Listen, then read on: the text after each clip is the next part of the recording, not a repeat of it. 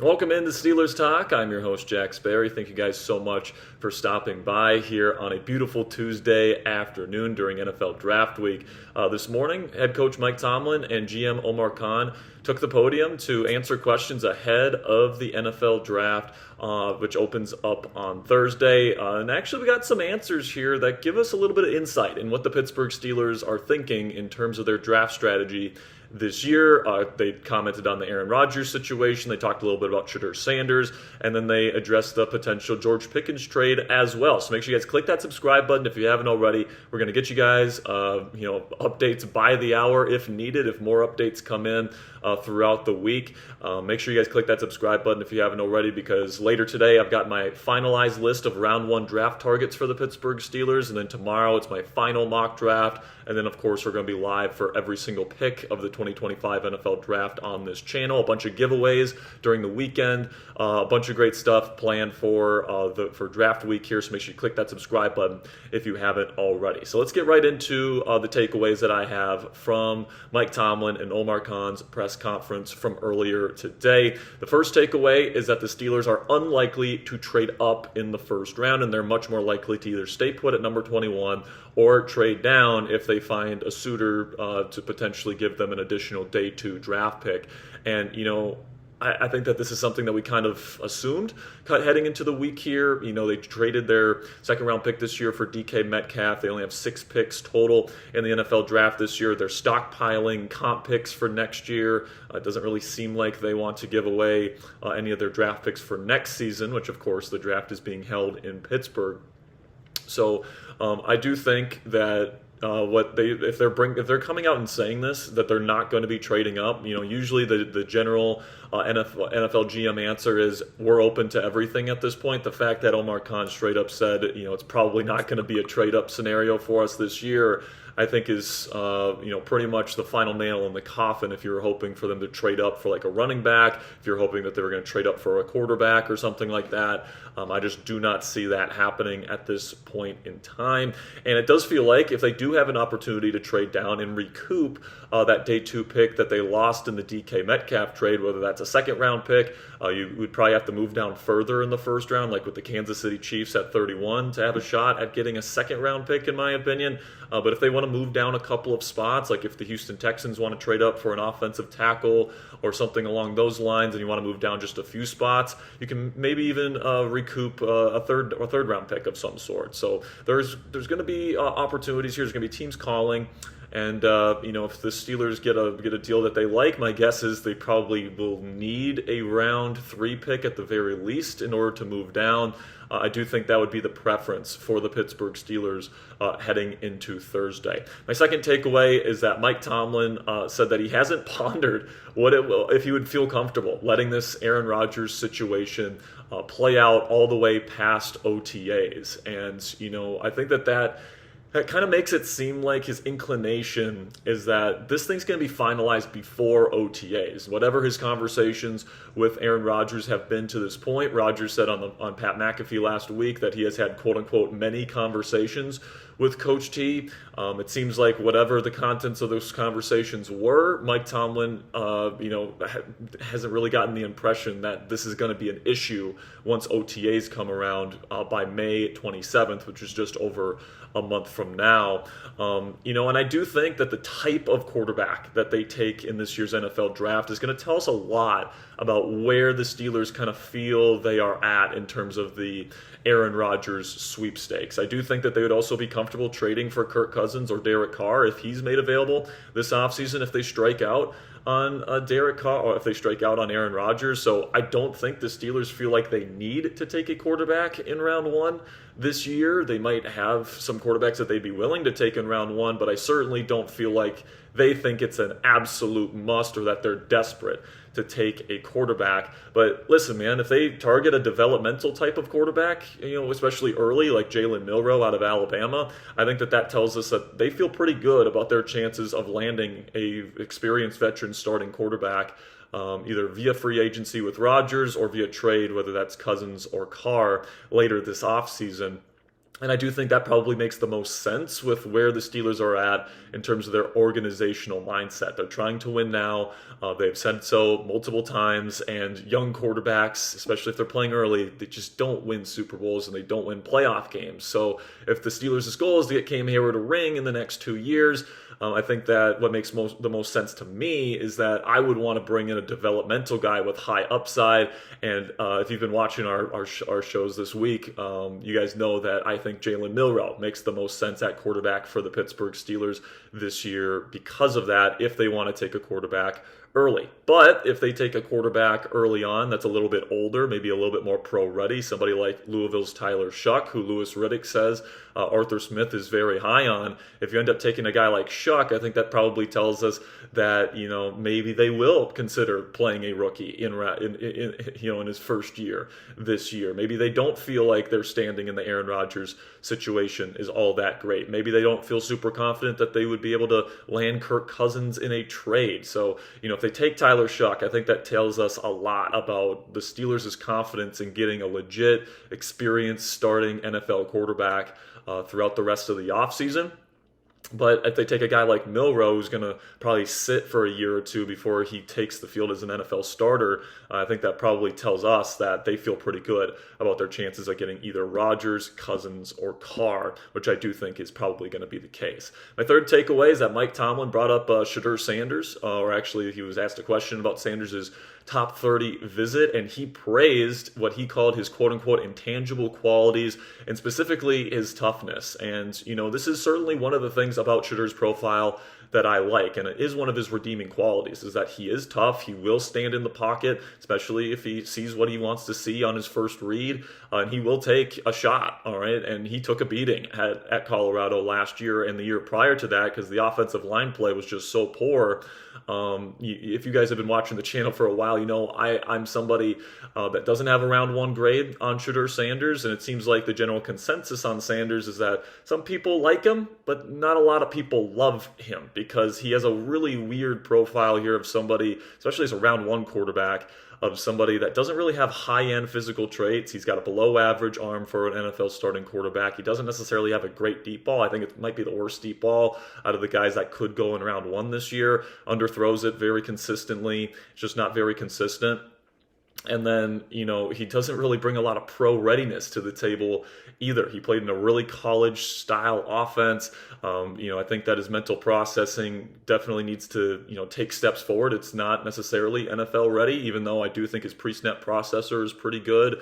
He doesn't really throw with a lot of anticipation, which with his arm strength is going to be an absolute necessity at the NFL level. He's going to have to be like a high-level anticipator, and that's just not something we saw on his college film. There's a reason why I have Shedeur Sanders as my 5th-ranked quarterback in this year's quarterback class, and it's, even if he does hit, it's like he's going to be a mid-level starting quarterback, and in the AFC, like you got to compete with Patrick Mahomes, Josh Allen, Lamar Jackson, Joe Burrow, superstars at the position, and, if you get to that second contract with Shedeur and you're paying him $60+ million per season, and he's just an okay starting quarterback, I just don't know if that's a long-term strategy that really fits the vision for what the Pittsburgh Steelers want, which is they want to be in that same position the Chiefs, Ravens, Bills, Bengals are in, where they have a quarterback that always gives them a chance no matter the roster that's around them. And I just don't think that's the type of quarterback Shedeur Sanders is. So I think personally, I would not want to take him in round one. I would be pretty disappointed if they do take him there. But I can't say it's an impossibility. There are reports out there that the Steelers really like him. By the way, there's also reports the Steelers really don't like him and that this is a smokescreen. So there's conflicting reports on just how interested the Pittsburgh Steelers are in Shedeur, but it's definitely not an impossibility because honestly, the way Mike Tomlin talked about Shedeur Sanders today reminded me a lot of how he talked about Kenny Pickett. And Tomlin always talked about Pickett's intangible qualities that he really liked. And he said the same thing about Shedeur Sanders today. So if you like Kenny Pickett and took him in the first round, kind of a limited physical quarterback that he felt had high-level intangibles, it kind of seems like that fits the description of a Shedeur Sanders. So I can't say it's an impossibility that the Steelers take Sanders on Thursday night. I can just tell you that if I were in charge of this football team, I would not pull that trigger, at least not in round one. My fourth takeaway from this press conference is Omar Khan pretty much shot down the idea of George Pickens getting traded this weekend. I do think the Steelers would be open to a trade for him if a team was willing to give up a day 2 draft pick and recoup that pick that they gave up for DK Metcalf. They did some research on some really high-end wide receiver prospects in this year's class, probably in the event a team came to them with an offer that they felt like was commensurate with the talent level and the value that George Pickens brings to the table. But with Omar Khan pretty much saying we're excited for DK Metcalf and George Pickens, you don't say that if you're really considering a trade at this point or you think a trade is likely. I just don't think that other NFL teams gave the Steelers enough interest in George Pickens to make this deal happen with some of the punctuality issues, with the fighting issues, with the effort issues that we've seen from him. I just don't know if any team's going to invest a day 2 draft pick and give him a new contract on top of that. Like I've been saying on this show for weeks, I think the most you get for him is a 5th round pick, because I think these teams that could theoretically be interested in him probably view him as like a 1-year rental, as maybe a potential future option if this year plays out. You don't spend a 2nd round or 3rd round pick on a 1-year rental. That's been a bit volatile throughout his career, if we're being fair. So number 5 takeaway here is Mike Tomlin described the nose tackle position in the NFL today and kind of its modern role in modern NFL defenses, and said it's a quote-unquote disappearing animal similar to the fullback position on offense. And I do tend to agree with this. Now Pittsburgh still runs odd fronts, which is 5-man fronts.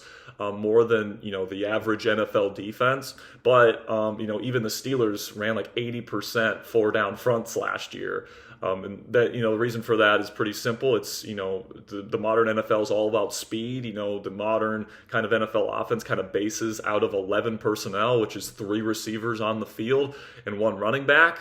And to match that, defenses have kind of gone to more nickel over the last several years. So a true nose tackle that plays over the ball in the middle of the defense in an odd front, it is kind of a dying animal, which is why I think the Steelers, they've kind of moved away from that position as of late.